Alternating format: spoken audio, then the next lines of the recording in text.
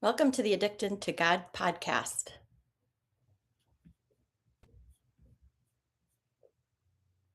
This is live, I think. Yes, here we go. Okay, well, you guys survived the Addicted to God podcast episode 1, and I'm about to record episode 2, so let's give this a whirl.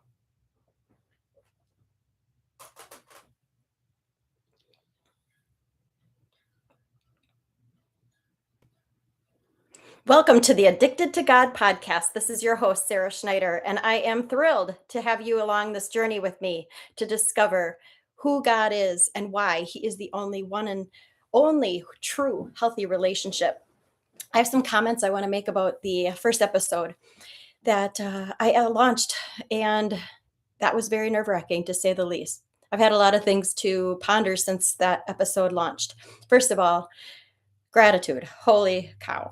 There have been so many of you out there who have shared this podcast, that you have inspired me to keep this message going. And it is just absolutely a blessing to have a network of support and encouragement when you're launching something for the first time. I mean, I'm not a technology genius. As a matter of fact, the biggest reason this podcast didn't launch much earlier than it did is because of technology, just pure overwhelm. So the other thing I had been thinking about when I reflected on the launch is one of my favorite quotes by John Maxwell. And I don't know if it's his quote to give credit to, but I heard it from him, so I'll attribute that credit to him. And what that quote says is people help support what they help create. And I believe that that's exactly what this Addicted to God movement is. It is a support network that you are jumping into for the very first time. You are an inaugural member of Addicted to God. And that is just humbling, to be totally honest with you. And I'm excited. I'm excited to maybe publish my 100th or 1000th episode and be able to look back at these humble beginnings and realize, yep, I did it imperfectly. Actually, it was awful, but we'll look and laugh at it someday. I'm certain of that. But today's message, episode 2, as I promised in episode 1, is to tell you about my Addicted to God story.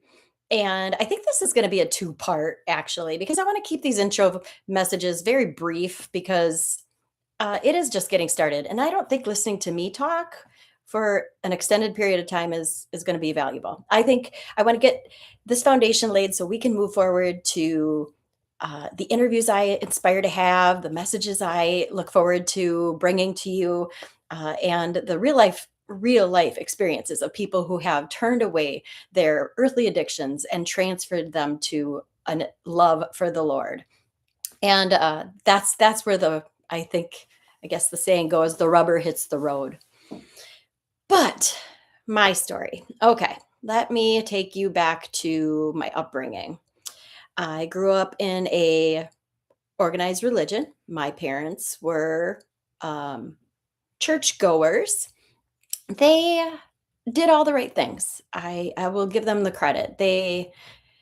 My mom specifically took us to church every week, and that wasn't that my dad wouldn't have. He just worked 3 jobs to support our family. So my mom was the biggest influence in my upbringing. Um, we grew up in oh, baptized, confirmed. My mom was in the choir. She played violin, so she was always bringing us to church for her rehearsals, and we'd play and run around the church. And um, we had vacation Bible school, and then every summer we'd go to Bible camp, and I loved Bible camp. I would cry every year when we drove away from camp because there was just something special about camp. And honestly, I'll give it a call out. I'll shout out Lake Lundgren Bible Camp in Pembine, Wisconsin. What an incredible, influential uh, part of my history. And quite frankly, it's my favorite place on earth, even today. But, um, the old saying goes, you can profess to be a Christian and know Jesus, but if you don't have a relationship with Jesus, you really don't know Jesus. And so I was taught, If you pray and ask Jesus to come into your heart, you'll be saved. As a matter of fact, I love Romans 10:9 that says, if you believe in your heart, if you confess with your mouth that Jesus is Lord and believe in your heart that God raised him from the dead, you will be saved. And verses like that are so powerful. But when you have an immature faith, what those kind of verses offer you is a shallow faith. And that's exactly what it gave me. I could say it. Confess with your heart, confess with your mouth, Jesus is Lord. Yep, check the box. Jesus is Lord. Believe in your heart that God raised him from the dead. Yep, I do. I was told that my whole life. I had no reason to believe otherwise. And you will be saved. Perfect. That means I'm going to heaven. But that's why my story is unique and probably not much different than a lot of people. The I got to through my 20s, high school and 20s. I was prodigal, like a lot of people. And I hear this in the jail with the girls that I mentor all the time. Grew up in church, new church, actually have some familiarity with the Bible, but you know, took the wrong path, whether that was the influence of wrong friends or in my case, I think it was just some amount of rebellion and independence that I was seeking. And so it wasn't until I was 26 years old that I was pregnant with my daughter, first daughter. And we had moved to Milwaukee in the middle of my pregnancy. And so as we were getting acclimated to this new community, I was church shopping because now that we're going to have a baby, we should probably, you know, get a church. And when we got to this church, we visited, and my husband reluctantly, not a big church guy. Actually, neither one of us really were. We didn't base our relationship on anything God. We were just good people and in love, young love. It was actually fun. We were fun. We still are fun. And so I found a church that felt very familiar to what I grew up in. And so I invited my husband to come check it out. And as we left the church that day, and I asked him, what do you think? He said, it's okay. So I took that as this is our church. So I went through the membership classes and filled out the applications and got accepted. And by that time, our daughter was born and it was time to have her baptized. She was born in March, and this was fall ish. So 6 months or so into being a new couple, new mother, new father, I scheduled her baptism. And I called my mom and told her that we were having our daughter baptized. And she said, it's about time. Actually, she was really upset with me. She said, your dad and I have been worried sick. You're supposed to have that baby baptized immediately. And I was like, well, mom, chill out. Like, we just moved to a new city. It's not like you walk into a church and like hand them your baby and be like, hey, baptize my child. So she backed up and agreed that, she was grateful that we were doing this and she would be there, which I never doubted. And so I thought, "Ugh, well, that didn't go so good. Not the expected enthusiasm I anticipated." So I called my mother-in-law, quite frankly, just thinking I'm going to get this over with. And so she answered the phone and I said, yay, guess what? We're going to have our daughter baptized. And she's like, what exactly is baptism to you? And I thought, is this a rhetorical question? Like, seriously? You had 6 kids. I would think you know what baptism is. But I proceeded to entertain her question. And I said, well, you baptize her in the name of the Father and the Son and the Holy Spirit. And they drop water on her forehead and the congregation stands up and they tell that there'll be witnesses to raising your child in the Lord. And she's like, well, I don't agree with infant baptism. And I thought, oh no. Oh no. My mom warned me about people like you, like those Jesus freaks. And I guess at that point, I'd never been confronted with what I believed. But she kind of backed off and said, I can tell this is important to you, so we'll be there. And I thought, okay, thank you. And that was that. Well, the morning of her baptism came and my husband was still sleeping. It was about 9:30 in the morning. Church is at 10:30, and we have a notable commute considering we live in the suburbs of Milwaukee. And so I shook my husband and I woke him up and said, honey, you need to wake up. Your mom will be here any minute. And he let out this horrendous growl. and said, "Sarah, I would rather have my knees crushed than be in church today." And I thought, wow, what have I done? I have a baby with this man. How did I not know that this would not be a journey that both of us would be enthusiastically embarking upon? So we proceeded to get to church, and I remember my parents sitting to my left, and they were beaming, honestly. Just my dad, freshly shaven. I could still picture his face all like shiny and bright. My mom smirk ear to ear. She's so proud. And I look over on my right side, and there's my in laws, and my mother in law is just sitting in a defensive position with her eyebrows furrowed. And she's just, ugh, if I could have read her mind, I'm picturing her saying, "They better not put a drop of water on that baby's forehead." And at that minute, I had to take a step back and think about it all. And I really had to put in perspective, God, what have I done? What do I believe? I look at my parents and I think, honestly, the only reason I'm literally sitting here right now is because of what they taught me. I am really doing what makes them happy. And I looked over at my mother in law and I thought to myself, what if she's right? What if she's right? Nobody's ever questioned my faith. Nobody's ever defended or asked me to defend what I believe. And at this very moment, I don't know what I believe. And then I thought of my husband for a literal second and thought, I'm not going to accept it. He ain't right. I'm just going to say either my parents are right or my mother in law is right. But one thing I do know is I have to figure it out. So when that offering plate came around, I submitted a prayer and lifted it up to God and just said, Lord, take my husband, take my daughter, and take my life. I give up. I don't know what's right. But this, Lord, is exactly what I pledge to you today. I will figure it out. And that's exactly what I intended to do. I had to figure it out. I had a daughter. I wanted to raise my daughter, and I did not want her to be sitting at age 26, 27 actually at the time, in a church pew questioning why she was there, what she was doing, and why she was doing it.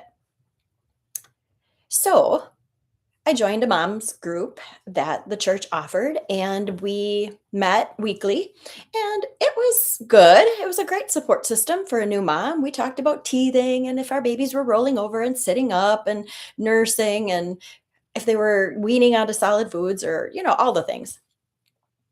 But one girl said, I really want to learn the Bible. And those were words I needed to hear. And I piped up and said, absolutely, so do I. So we invited our pastor back the following week to teach us the Bible. And she showed up with a book that I can't tell you exactly what the title was, but it was something like How to Be a Good Religious Person. And the same girl that initiated the Bible study was like, no, this isn't what we were asking for. We want you to teach us the Bible. And the pastor said, don't worry about the Bible. Everything you need to know is in this book. That really set me back. I thought, why is it so hard to learn the Bible? Why is it so hard to understand the Bible? And why won't people teach us the Bible, especially a pastor? I've been hearing my whole life, you're supposed to read the Bible. And now I have a pastor telling me I don't need to read the Bible. I need a book. So fast forward, we moved to Appleton, Wisconsin. My husband took a job transfer. I covered that detail in episode 1. But when we get to Appleton, I was again starting all over looking for a new church, and I stumbled upon Alliance Church. And there was one woman who was very friendly and very generous and hospitable about welcoming me and our now 2 daughters to church. And but I was in a new community, starting all over, didn't know anybody, lost all my friends. Quite frankly, I was in a state of depression to a point. I was grieving. Appleton's so much smaller, and there's so many fewer activities and things that I had at my disposal that I did have and really loved about Milwaukee. So one day I was driving through the neighborhood, doing my best to try to navigate like the streets and learn my way around. And I saw this store and it was called Pages and Pipes. And so I was intrigued. I don't know why I missed the pages part, but the pipe things jumped out at me because it kind of made me think about my grandfather's tobacco pipe. And I thought, oh, maybe I'll just go in there for, memory's sake and just kind of enjoy the scent. So I walk in and sure enough, it's a bookstore. And as I'm just kind of wandering the aisles, I noticed this book called The Purpose Driven Life by Rick Warren. And the subtitle was, What on Earth Are You Here For? That book jumped off the shelf. And the reason it jumped off the shelf is because that's exactly what I had prayed about that morning. Not necessarily what on earth am I on earth for, but why on earth am I in Appleton, Wisconsin? But the subtitle was broad enough. I thought it was talking to me. So I bought the book. And I get home and I open it up, and the first page says, This is a journey you should embark with a friend. Find somebody to do this 40-day experience with you. And I was like, Are you kidding me? I don't even know anybody except for this one really, really friendly, outgoing woman that meets me at church every Sunday. I'll go to church this Sunday, and if she's at the door like she usually is, I'm going to go ahead and ask her if she'll do this book with me. And she did. I got to church, and there she was, almost on cue. Good morning, Sarah. And I said, Hey, I was hoping I'd see you today. I picked up this book and I'm supposed to do it with somebody, and I was wondering if you would do it with me.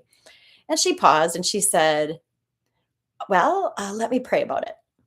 And I thought, "Oh, come on. Are you kidding me? Like, what is it with you Christians? You got to pray about everything. Like, it's a yes or a no. This doesn't have to be a trick question."